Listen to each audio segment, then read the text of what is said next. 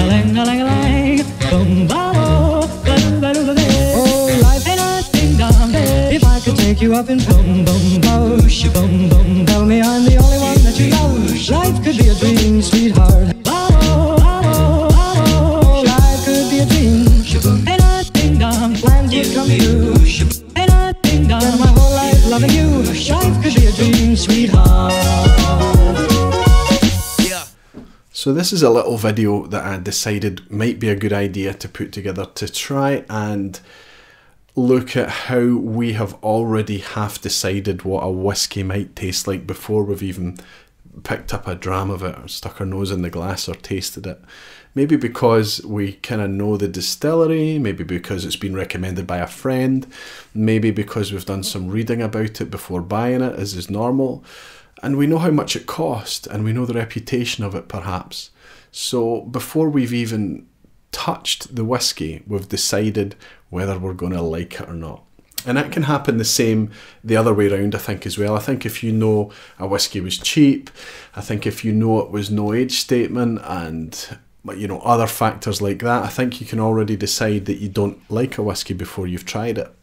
So of course the only way to challenge these kind of preconceptions when you're tasting whiskey is to try some whiskies blind, you know, and to see how you get on tasting them blind when you only have half an idea what they could be, or maybe you've got no idea what they could be. What I thought would be a good way to explore this idea of preconceptions would be to put together 6 whiskies that occupy a similar space on the flavour map. You know, they're not identical, but they're kind of similar. And slot in there, you know, a couple of Speysiders, a couple of Highland whiskies, maybe a non-age statement example of each to see if we could pick out the non-age statements. But more than anything, just see if we could match the drams that we were tasting to the bottles that were in front of us. And that's what I set up for Whisky Wednesday this week. We did this little test, and as usual when you do these things, they're really quite revealing. For me, it always comes with a fair stab of anxiety because I'm not very good at tasting whiskey, despite years and years of practice. I don't think I've got the same olfactory set up as a lot of folk. Maybe I don't have a good enough memory in that respect. And I can find myself, certainly I can tell the difference when I taste and contrast. I can certainly taste the difference between 2 similar whiskies, but not necessarily to the point that I could remember what those differences are, so that the next time I tasted them either in isolation or in a lineup, I would be able to necessarily pick them out. But I am practicing. I'm practicing a lot. And I think little exercises like this one that I'm just about to share with you and share the results of it as well is just another way to practice that. But I encourage you to do this as well at home, is that ask somebody in your house to pour your whiskies blind. If you're getting together with a friend, you know, put a few whiskies out that you think might be quite similar in terms of style and ask someone else to pour them blind for you, and then see if you can match them up with the bottles. If you can do it, then, you know, fair play, fantastic. I think you might be often surprised, and even if you get it right, it might change how you perceive a certain whiskey. And maybe you gave it too much credit the first time you tried it, or maybe you didn't give it enough, is often what you discover. So what I'm going to quickly do is just show you the whiskies that we've put together for this little selection, and then I'll let you know what the results were and whether or not we were able to guess these whiskies. First up is a Clynelish. Clynelish is one of our favourite distilleries. This is a Gordon MacPhail Connoisseur's Choice Clynelish, 1997, bottled 2013. 46%. This cost just under £60. So this is kind of at the high end of the price scale of the 6 of our lineup. Next up we have a 16-year-old Royal Brackla. This is another Highland whisky, the same as the Clynelish. 16 years and bottled at a disappointing 40%. This is a whisky that I bought last year at an airport. I probably paid a bit over the odds for it because of the exchange rate back then, but now this is between £70 and £80. Definitely this is the most expensive of our 6 whiskies. And this, along with the Clynleash, is what we would expect to be the kind of premium two of the lineup. Next up, we drop down into the kind of mid-level of the price bracket. This is a sub £30 whisky. This is Tomaten Legacy, which is the start of their new core range. This is a non-age statement from Tomaten. I tried this last year and I've since bought a bottle of it. This is bottled at 43%, and like I say, it cost about, I think you can get this for about £28. I think I paid about £28 for this.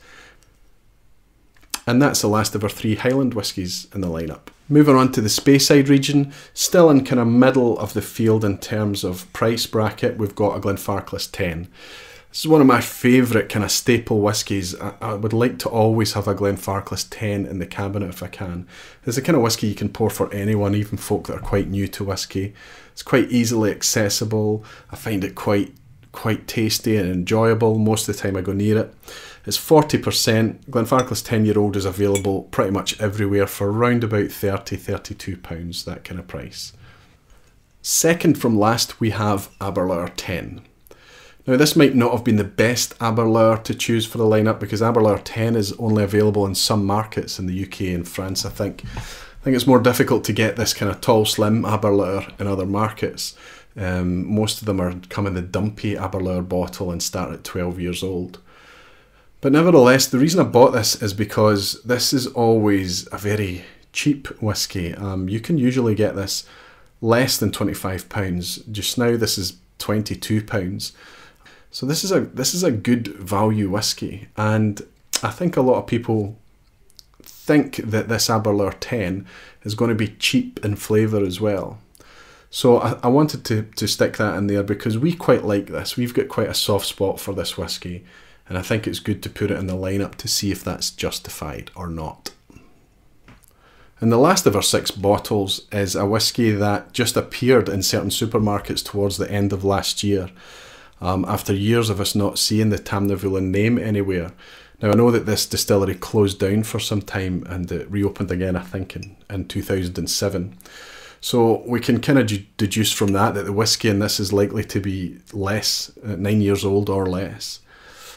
It was widely panned from whisky critics, not all of them, but a lot of them, based on its no-age statement, its 40% presentation probably. Folk just tended not to love this whisky when it first appeared, which is a shame because, you know, the more variety on the shelf the better. But of course it has to be good. I felt this whisky was okay. Remember, I paid £22 for this, and it's non-age statement, I know, and it's not the best. It does taste a wee bit engineered. It's certainly coloured and all these nasty things, but this is still a good whisky. It's a single malt whisky for £22. It's sold by the bucket load all over Christmas, and it's quietly sitting in whisky cabinets up and down the country, converting folk to single malt right now. And I think that this has had a bad rap, but we'll see when we put it in the lineup, and we'll see how it gets on. Anyway, that's our 6 whiskies. Just a quick word on how this little test is actually going to work. We have a kind soul come in and pour the drams blind so that we don't get to see anything that's going on. On the bottom of a glass, there is a coloured dot that corresponds to the drams bottle. So what can happen is, after we've tasted and we've decided what each dram is and we've given our ideas and our opinions, we can commit our guesses to paper, and once that's done, we can pick up the bottles, look at the bottom of the bottle and reveal whether we've got it right or not. One thing I will say is that another thing that we had to do when we were making our guesses was rate the whiskies in order first to last in terms of our preference. So what we did is we allocated points to our favourite whisky and our least favourite whisky for each of us, and added up those points, and that's how we worked out which whisky was the favourite and the least favourite on the night. So let's see how we got on. If I could take you up and boom, boom, bosh, boom, boom, tell me I'm the only one that you love. Life could be a dream, sweetheart. Life could be a dream. And I ding dong, plans would come true. And I ding dong, my whole life loving you. Life could be a dream, sweetheart. Okay, so I have here in front of me the results of our tasting this week. I would love to sit in front of the camera and say that I did a fantastic job and I guessed all 6, or I guessed more than anybody else, but unfortunately not. I did the worst out of anyone. I did better than the last time we did a blind tasting. At least I managed to guess some right this time. But again, I was caught out by what I assumed I was looking for in the drams. And it was, for that reason alone, it was a very good lesson to learn. I only guessed 2 out of the 6. I guessed the Clynleash and I guessed the Tomaten. So I picked 2 out of 6. Our friend Roberto managed 3 out of 6 and TheWhiskyRev managed 4 out of 6. He's better at this. He's better set up for this. He has a genetic advantage. I want to do this again. I think I could do better next time. I think with peated whiskies, I'd beat the Rev. I think I'd probably do better. I didn't do as well as I'd hoped. It tends to be the case with me. You know, I'm getting better at it all the time. But of course, it wasn't about who did better and who was last. It's more about did we learn anything from this? Did the removal of kind of preconceptions or tasting the whiskey blind, did we learn anything from that? And I think the answer is an absolute yes, we did. You'll see from the results that some of the whiskies that we previously kind of loved, we justified the reason for that love. And also some of the whiskies that we didn't like too much, that showed up in the lineup as well, even when it was blind. But there were other things that challenged us. There were tastes and flavours that we found in the whiskey that we didn't taste before, simply because we were ignoring it or we were tasting past it because of preconceptions probably. So now that I've told you who was best and who was worst at guessing, let me tell you how the whiskies did. Remember that we're just 3 dads sitting in a room tasting these whiskey. You know, we're not really, none of us would consider ourselves experts in any way at all. But we're reasonably well versed at tasting whiskies, and certainly between us we've tasted hundreds and hundreds and hundreds of whiskies, so that we kind of have an idea what we feel is a good whiskey, what represents a good whiskey and what represents a not so good whiskey. In this lineup there were no bad whiskies. That's absolutely the case, and it's one of the biggest things I can say about this is that after we tasted them all and we were almost ready to commit our guesses, we all agreed that in that lineup, tasting it blind, we couldn't taste anything that we didn't like. We enjoyed all of them blind, which is interesting because there are whiskies in that lineup, of course, that we might have decided weren't that good and didn't really deserve to be in that lineup. Okay, last place in our 6 whiskey lineup this week was Tomaten Double Cask.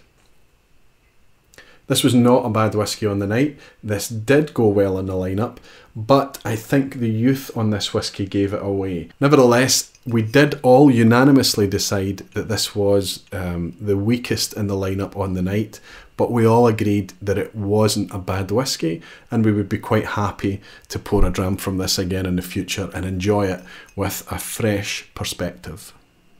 5th place in the lineup, second from last, was Royal Brackla. It's a bit of a surprise there. I like this whiskey. This is a good whiskey. There's no doubt that this is a well-crafted whiskey, but I have not bonded with this whiskey. I paid over the odds for it, which is a bad start, because it was a 16-year-old, because of the marketing, the packaging, the blurb that came with it. I really thought that this was going to be one of those really good stellar whiskies that I could keep for more special occasions, but as it turned out, it was kind of just average to good. Again, we all felt this was a fairly unanimous thing. I mean, the lineup in general, we were all very close to each other in the whiskies that we selected, and we all felt that this was just a bit pale. I think this suffers hugely from being poured at 40% and £80 a bottle.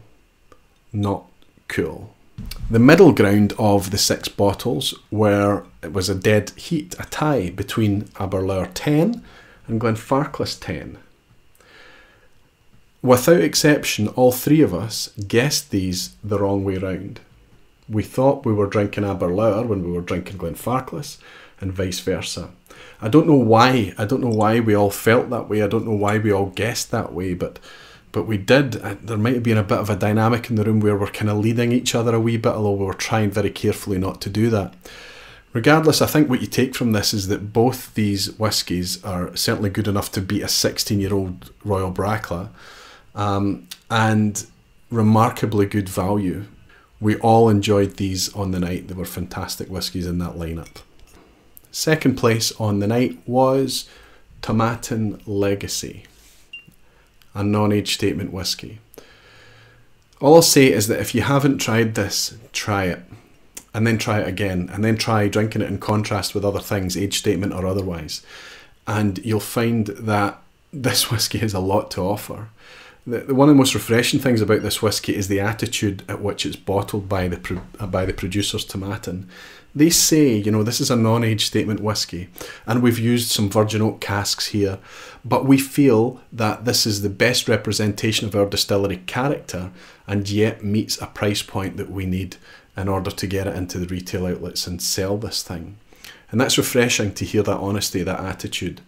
But more than anything, they've put together a non-age statement that is fantastic. I mean, on the nose especially, this is very fresh white fruits, very pineapple. This has got a nose like the old Glenlivet 12 when it was really good, like Longmorn 16, that kind of really fresh nose. And right through to the finish, it doesn't kind of let you down. You could probably guess that, yes, there's a youth about this whisky, but there's a vibrancy with that as well. And I would suggest that if you're going to do non-age statement, this is how to do it. And it's my opinion, and our opinion unanimously, that well done, Tomaten. Now, the winner on the night is not actually a surprise. I would say that the one that we all kind of gravitated towards, that would be the best whisky to pour again and spend the rest of the night with, was clearly this Clynleash. But I don't think I've tasted anything with that name on the bottle, Clynleash, and not enjoyed it. There was a moment during the night that we just dragged the glass towards us, and we were just about to put our nose in it, and we immediately knew that that was a Clynleash. And it's not because of the bottling strength, it's for no other reason other than the identifiable smells and tells that comes from this distillery. It's just a wonderful dram. If you get the opportunity to explore Clynleash, take the opportunity. It's fantastic. There's lots of independent bottlings around that you can try, and it's just a great distillery. But what I do have to say is that during the course of the night, this was £60. The Tomaten was less than half that price. Yes, I think that that's as good value at £60, but it's not as good value as that Tomaten at £28. I think if I was to choose between the two, yes, I would probably pay the extra money for this. But for somebody coming to whisky and looking for good value and to start their collection and to get some nice whiskies in there that they can really start this process of exploring the whisky landscape, that Tomaten represents fabulous value. This is the boss on the night though. Anyway, that's our 6 whiskies. That's how we got on at the tasting this week. I'd like to do more of this. I'd like to explore heavily sherried expressions. I'd like to explore peated whiskies. I'd like to explore world whiskies. There's lots and lots of different ways that we can do this and kind of challenge our preconceptions of whisky generally, and continue to do these blind tastings and see how we got on. It was great fun. We had another great night on Wednesday this week, and I encourage you guys at home to do the same thing. So in closing, this was great fun. It was eye-opening. It was really, did I learn anything? Yes, I absolutely did. Will I remember what I learned the next time I do a lineup or a blind tasting? I'm not so sure, but I'll try.